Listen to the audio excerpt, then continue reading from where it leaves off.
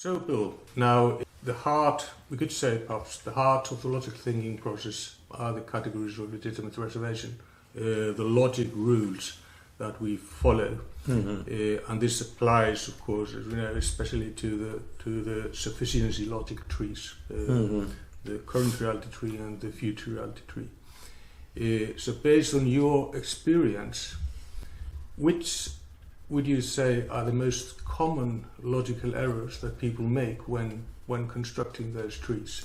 That's a really good question. I have observed the construction of a lot of current and future reality trees in the last 25 years. And I can say without equivocation that there are three violations of the categories of legitimate reservation that are most common. The first one is what we used to refer to as clarity on the arrow or a long arrow.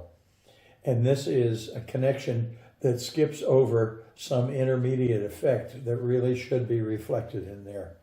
When you do that, you miss an opportunity to consider ways to break the chain of causality if that is your intent, or ensure causality if that is in your intent. So long arrows are the first one. The second is cause insufficiency. People will not put any or maybe not enough contributing causes to an effect. And that leads to all sorts of problems that are just too complicated to go into right now. Every tree, mine included, have cause insufficiencies in them, at least on the first pass. And then the third one that I see, and these are not necessarily in priority sequence or order of occurrence or whatever. The third one is entity existence. And basically what that means is a statement in the entity or the block in the logic tree that is false or not supported by fact.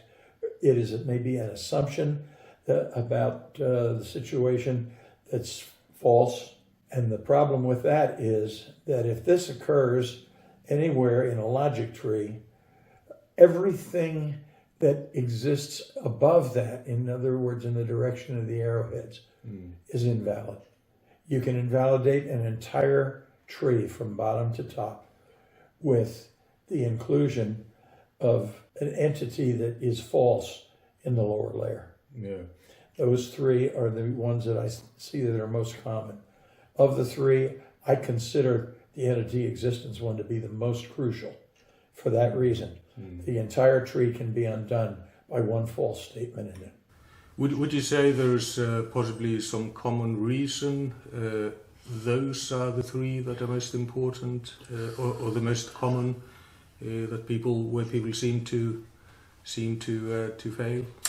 I can't speak to reasons, but what I can speak to is ways to avoid them. Okay. And you can avoid the first two, the long arrow and the cause sufficiency, by employing a technique that was developed by Aristotle 400 years BC. And that's called the syllogism. Okay.